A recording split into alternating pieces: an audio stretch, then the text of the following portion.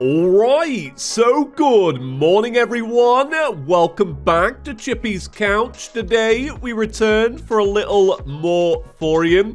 Here we stand at the relic stand with the goal of maybe, hopefully, taking down the Empress of Light. Now, to do that, I'm going to need a couple of upgrades that you lot recommended in the last video. For example, there are a couple of thorium potions that I should be using by now. This is complete neglect on my behalf because I kind of remember one of them. I think it's the earworm potion. Well, after you left the comment, I went and gathered some ingredients, so we're going to be crafting that in today's episode. Also, there's a thing called a conductor stand. Don't know what it does, but you lot commented about it quite a bit, so we're working on it. And also, because we're now slowing down the Let's Play a little bit, now that we're at the very end, and we're like, we got time, basically. We've got time. I want to get new weapons today, so I'm going to try and work on getting the Siren's Lure. I think that's how it is. I'm going to get that from the Forgotten One, hopefully, and I'm going to regrind for the big boy bongos. That's right, we're bringing the bongos back, or I'm hoping to. So yeah, welcome back. Hope you've all been well. It's been a little break. Well, it's only been a couple of days, but still, what have you been up to? I've been working on a ChippyGaming video. You probably know what it is because I can't help myself from talking about it. It's going to be very exciting. It's about Japanese Terraria. Yeah. Well, it's actually about more than that. It's about a few things, but it does include the fact that I went back to Japanese Terraria and I got the two outfits which I didn't think were in the game that have never been shown in a video. There is no video evidence of these outfits. I've obtained them and I'm so happy. And all it took was 24 hours of standing over a PlayStation Vita and tapping the screen so that it doesn't like go into sleep mode. So I'll rant about this here because I'm sure I'm not going to put the rant in the video. You know, it was a whole ordeal trying to get this vanity set. So, turns out the vanity set is sold by the clothier on a blood moon. You're like, well, you know, it's not too bad. Just wait around for a blood moon. No. It's not actually that simple. You have to get a blood moon on a certain phase of the moon. What? Why so obscure? Why so obscure? So, what I've learned is, after my many hours, and also they're really expensive. Like, let me just say that. They're like a plat each. Okay, there's only two of them. But still, getting a plat in old school Terraria is really annoying. Like, there's not a lot of things that make money. Anyway. So what I've learned is, there's 8 phases of the moon. Okay, this is in like standard Terraria. And you have to get a blood moon on 3 of them. So 5 of the other ones do not count. Like, what? Why? Why did you do this? Anyway, I'm really happy I got it. I'm very excited to finish the video and blah, blah, blah. So this week's going to be a little bit different on the channel because I think this might actually be the only video this week. I know, it's heartbreaking, it's gutting. You know, pour one out for ChippysCouch this week. So, the reason why is on Thursday, it's my birthday. Yeah, I'm going to be 26 years old. That's right. I'm closer to 30 than 20. You know, don't deny me my existential crisis here. So, what's probably going to happen is, it's Valentine's Day today as well, also. Happy Valentine's Day. Do you have a Valentine? Do you not? What are you doing if you don't? And what are you doing if you do? You know? How's it going? Anybody going on a date tonight? Like, what's everybody's plan? Tomorrow's my dad's birthday, so I'm probably going to head home, go see my dad, and go see my family, stuff like that. And then I'll be off on my birthday, and I'll be off the day after, so the 17th. And then I'll probably be back on that Saturday, maybe. And if not, it might be next Monday. Hope you don't mind, but like I say, the series is slowing down a little bit. So, you know, when I am back, we've got loads of stuff to talk about. You know, it's going to be fun. So, so the reason we're here is to do the Forgotten One. But also, now because we've defeated the Forgotten One, one of the things we can do is we can pick up the little things that we couldn't see before, the little shadow fragment things. And by picking these up, we can make an upgrade after we defeat the lunatic cultist to this very weapon. So it's worth doing. Right, I sent a jump cut because I think this is going to take a little while, and I did not bring battle potions.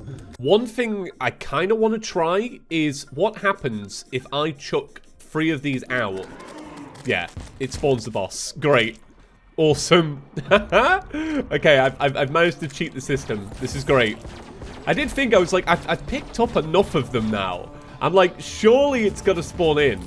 Right, so let me quickly do this fight, and hopefully we get the weapon. All right, so that's the fight done. That fight, honestly, and as I said this last time, it goes on forever. Forever and ever and ever. Okay, so I'm really hoping we get the item. So let's see. Yeah, we got it. Amazing. We also got, like, a bunch of stuff in our inventory. That's fine. I guess we're out of those. That's the permanent upgrades. So I know I'm bidding good stuff. And yeah, we need the money, always. But for now, it's worth it. Did we pick it up? I don't know. Oh, yeah, we did. Okay, right. Let's get on out of here. We've done it. It's done. Hallelujah. Amen. Great. Okay, so, ooh, a Nimbus Rod. A Nimbus Rod is really good. And if I wasn't playing Bard, I would absolutely be using that. So here it is, the Siren's Lure, 139 symphonic damage, releases a forceful Siren's Wail. Let's see it in action then. Here it is. Oh, no, the wrong one. I was just thinking, oh, it looks oddly similar to the Idol's microphone. No, here it is. Very cool. Shoots from very far away. Is it homing? It might just be. It's a string weapon. So maybe because... Or is it... No, we have the wind one, don't we? It gives invincibility frames free and damage reduction free. So I would say a very, very powerful weapon to add to the roster that we already have. So what I'm going to be doing now is I'm going to be waiting until nighttime. And then once it hits nighttime, I'm going to be doing the Pumpkin Moon until we get those bongos. So just to show you the power of the Siren's Lure, I feel like I'm saying that wrong. I don't know why I'm saying lure. I think it's lore. No? I don't know. Listen, okay? 2023, it's not about my pronunciations. It's about me scrambling through them. I've given it a reforge, and yeah, this thing is incredible. It's incredible. Also, I slapped down some Nimbus Rods because I'm like, well, I kind of want the waves to go quicker so that I can get to the stuff that I need. Let's try it with a 15% increase of damage. Let's try it again. Yeah, it's kind of the bomb.com, and I'm really glad because finally I'm going to be retiring that mechanical boss weapon that I've been holding on to for like 7 episodes. I do love it, though. I do think it's one of the most iconic weapons in the series, even though I cannot name it. I literally cannot remember the name. So is it iconic? Maybe, but probably not, you know. Nimbus Rod here and there. Yeah, I want to get through these as quick as possible so that we can get some more Pumpkin Moons. Also, I got to remember that I've got my little set bonus from my armor. I feel like I kind of fumbled that a little bit. I probably shouldn't have died then. That's a little bit of my fault. And also our merchant is dead, which is a real shame because I was meant to get the conductor thing from the merchant. So, we'll do that when he's alive. We'll do it when he's alive. Oh my gosh. Here we go. I've got the bongos. They dropped. Here they are. The haunting bass drum. Oh my gosh. It's a big day. It's a big day. And do you know what? Honestly, this is my Valentine's Day gift to you, all right? It's a little love note to say, you know what? I also care about the bongos. Now, did we get them a little too late in life? Yeah, maybe. But what does that matter? What does that matter? All I know is that we have been successful and obtained the unobtainable, the bongos, and my day is made. You know, this is what it's all about, if you ask me. Chicken Run 2 is glorious, but so is this. I love the sprite as well. I think the sprite is genuinely sick. Right, so I think that's probably it for farming today. I say now we move on to the Empress of Light. I feel like that's probably the next step. We could get the Jingle Bells, all right, do the Frost Moon. But at this point, I don't think we need to, you know? Why go back when you've got something so glorious. Right, so let's give this a go. I was really hoping the merchant would move back in so that we could get the conductor's station or whatever it's called, but he has yet to move in. Now, I did say I was going to retire the mechanical weapon. I now remember it's called the base booster. I was going to retire it, but then I remembered that it's my only real homing weapon that I have at the moment, and I kind of need a homing weapon. Like, if I'm being real, my aim is not that good, especially when all I've done is play PlayStation Vita Terraria for a couple of days. You know, it's not looking good for me.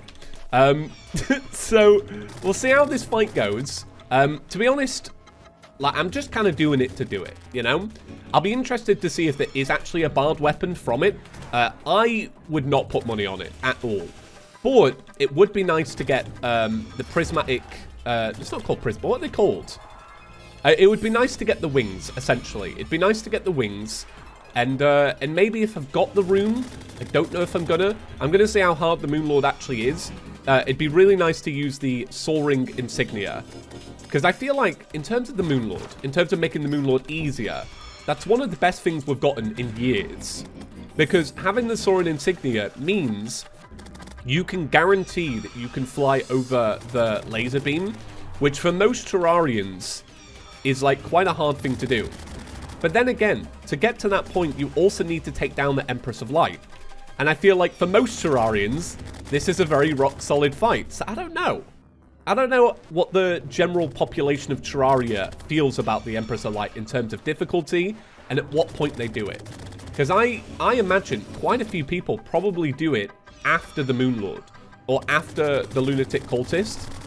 I need to find out. I'm going to have to do a survey or something at some point. Right, so I'm going to try and focus up a little bit, and I'll see how far I get with this fight.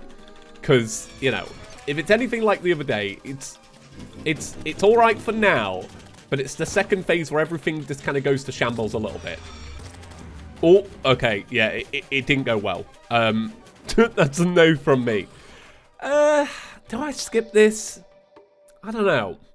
I don't know if I'm feeling it. I know it's really bad mentality, but I don't know if I am. If I'm being real, I don't know if I've got the burning passion for that fight. I don't know why, because usually it's a fight I enjoy. I guess maybe it's because I've struggled on it, you know? But I don't know. I'm not feeling it. It's weird. I tell you what though, I feel like maybe we'll do the Lunatic Cultist and we'll get the pillars going. And then maybe we'll make some upgrades and just see how I feel. Because I'm just not, I don't know, it's weird. Sometimes I'm like this in Terraria. I mean, you've seen me before. You know what I'm like. But sometimes I'm just like, yeah, I don't know. Something I learned from that GDQ, and I always get that pronunciation, games done quickly, GDQ. One thing I learned from the Habu's speedrun at GDQ was that the Lunatic Cultist, the fake one, will either always be above you or to the right. Never this one. I never knew that. Also, I probably should have not let that happen. Tell you what, bongos is where it's at for this one. Let's bongo our way to success. But this is not a fight, thankfully, I'm actually worried about at all. So long as we actually pay better attention to the fake one and the real one. Okay, it's that one. There we go. This is a pretty chill fight. So long as you are, like, actually making sure you pay attention, it's pretty good. So let's make sure we got a little bit of this, a little bit of this. I do quite enjoy, like, swapping between weapons is a little tiresome, and I see it in the comments a lot that people kind of agree. But when you know you're getting, like, a cool synergy from, like, being like, right, well, I know that this gives me immunity frames, and I know that this one gives me more damage, and I know that this one helps my life regen. Once you start thinking about it like that, you're like, oh, it's actually quite cool, because you know that you're actively making yourself stronger by swapping between all the different things. Which one's the real one? It's this one. Yes. Lunatic Cultist is a fight I've actually grown on. I was never the biggest Lunatic Cultist fan, but I think ever since kind of, like, getting very good at spotting the fake one, then here I am praising myself. I'm like, do you know what? I'm actually very good at this. You know, 2 minutes before I was not very good. But ever since kind of, like, cracking the fight, I'm like, do you know what? It's actually a pretty chill fight. Right, so let's not do the pillars straight away. Let's see the upgrades we can make. So with the Ancient Manipulator, we can now get terrarium cores, which kind of opens up quite a bit of stuff. So we'll slap that in there. Got to make sure to include this. All right, the relic is important. I'm gonna put this one here, and we'll go back and get the Empress Alive. So the cultist bag has a mage weapon, a melee weapon, a magic weapon, and a magic weapon. Very neat. We shall sell those because I do not need them. So we also got this and this. Awesome. Terrarium cores. So let's see how many we can make. 6. We can make 6 because we don't have copper bars. That's what that is. Copper bars. Really? Oh, okay. Hellstone as well, maybe. So this isn't that many. So to make some of the weapons, you need 9 of these. The sound system, which I don't think we should make. I had a little look at this. This gives you an increase of 10% symphonic damage, which are kind of like accessories we already have. But I think this one's more for multiplayer. So we need 9 for that one. The armor set can apparently be worn by a bard. Very cool. You need quite a few for that one. What else? There was something else. You've got the wings, which are pretty sick. What's the literal other thing I'm thinking of? It's the upgrade to the Siren's thingy-madoodle, you know? We all know what it's called. It's this one. The Call of Cthulhu. Oh, no, wait. We can make this now. This isn't even with terrarium cores. Let's slap that in then. And let's make it. The Call of Cthulhu. This is kind of sick. Just the idea of it being the Call of Cthulhu. Whoa. That's a different weapon. You've made a different weapon here. What are you doing? So this one gives defense 3, life regen 2, and damage reduction 2. 161. Releases an insanity-bringing melody. Damaged enemies begin harming other nearby enemies on contact. Wow. So that one's going to be absolutely sick for the pillars. So talking about the pillars then, let's see how many it's been reduced by. So let's do the Nebula one first. Now, if I remember right, when it comes to thorium, and I might be remembering wrong, I think the way it works is you destroy the pillar, and then you get thorium fragments for destroying the pillar. So for every one you destroy, you also get some thorium fragments, like alongside the nebula, or, you know, whatever else, right? So where's this one? Oh gosh, it's way over here. I love how it's like nested itself in a corruption chasm. You know, it's very appropriate. Okay, so let's zoom out. Let's buff up with what we've got. I love that it took the pet as well. Oh, it's great. So let's see. Okay, damage-wise, it's not very good. And I want to show you this again. This weapon is just too good. It just is, look. It absolutely demolishes things. Especially compared to, like, ones that you get later on. But I like the idea that they start attacking other enemies. But I guess in terms of this event, you can't really get that to happen. It's more for, like, you know, if we got this and there was a goblin army, you know, where they're all kind of bunched together. Because I'm not seeing any, like, vampire abilities here. Or anything like that. But in terms of survivability, we're dead. I was just about to say we're doing all right. All right, so that's the Nebula pillar done. And yeah, look at this. You get all the thorium ones. Do you know what? I almost installed the mod. Do you know what? I needed to teleport back home. Thank you very much, Brain Suckler. I almost installed the mod that, like, just removes the pillars. And I think the way it works is, like, they spawn into existence, get snapped out of existence, and then all the items get pulled into your inventory. I almost went that route, but I was so scared, because I did have this, like, thing at the back of my mind that was like, I swear thorium has its own fragments. And I was right. So I don't know if those two mods work well together.